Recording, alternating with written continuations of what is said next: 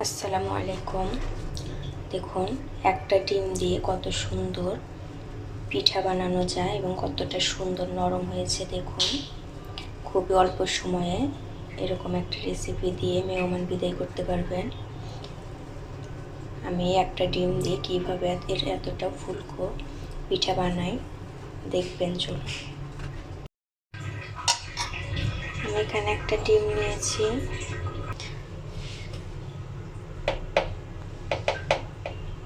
দিয়ে দেবো একটু লবণ। এখানে 4 চামচ চিনি রেখেছি, সেটা দিয়ে দিচ্ছি। আমি এখন এটা ভালোভাবে মিশিয়ে নেব। ডিমটা ফেটিয়ে নেব। আমি ফেটিয়ে নিয়েছি। আমি এখানে 10 টাকা দামের গুঁড়া দুধের প্যাকেট রেখেছি। আমি 1 প্যাকেট গুঁড়া দুধ দিয়ে দেব। দেখুন নিয়েছি,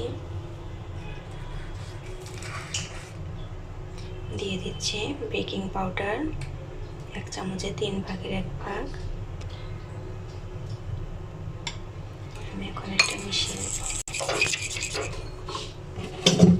এখানে আমি 2 চামচের মতো তেল দিয়ে দিচ্ছি।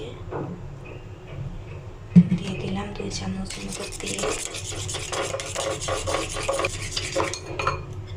মিশিয়ে নিয়েছি।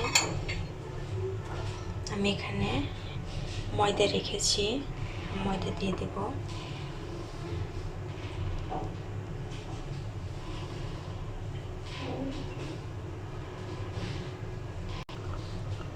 সম্পূর্ণটাই দিয়ে দিয়েছি। আমি এখন হাত দিয়ে ভালোভাবে মিশিয়ে নেব।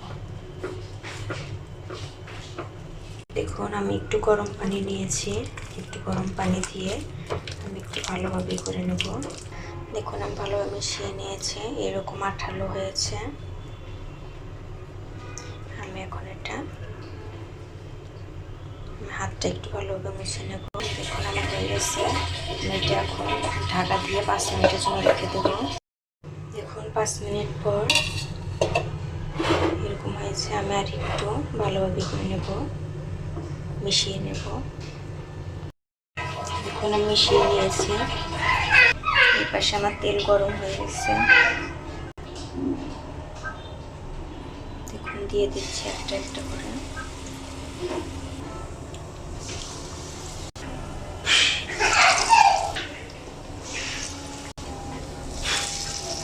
সবগুলো দিয়ে দিয়েছি। নিচেরটা হয়ে গেলে আমি উল্টিয়ে দেবো। দেখুন আমার এক পাশটা হয়ে গেছে। আমি এখন উল্টিয়ে নেব।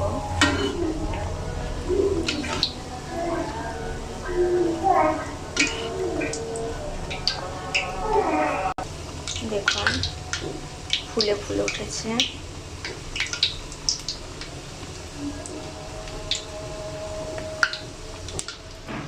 আমি এইভাবেই আর কিছুক্ষণ ভেজে নেব লাল লাল করে। দেখুন এগুলো আমার হয়ে গেছে। আমি এখন তুলে নেব এইগুলো। এরকম একটা চাকনি দিয়ে সবগুলো তুলে নেব। দেখুন হয়ে গেছে আমার ডিমগুলা। দেখুন কত সুন্দর হয়েছে, একদম নরম।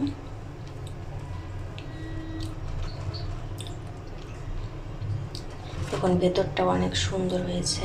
এরকম নরম হলে বুঝতে পারবেন, আর ফুলে উঠলেই বুঝবেন ভেতরটা ঠিকঠাকভাবে হয়েছে। ভিতরে কাঁচা থাকলে কখনোই ফুলে উঠবে না সেটা।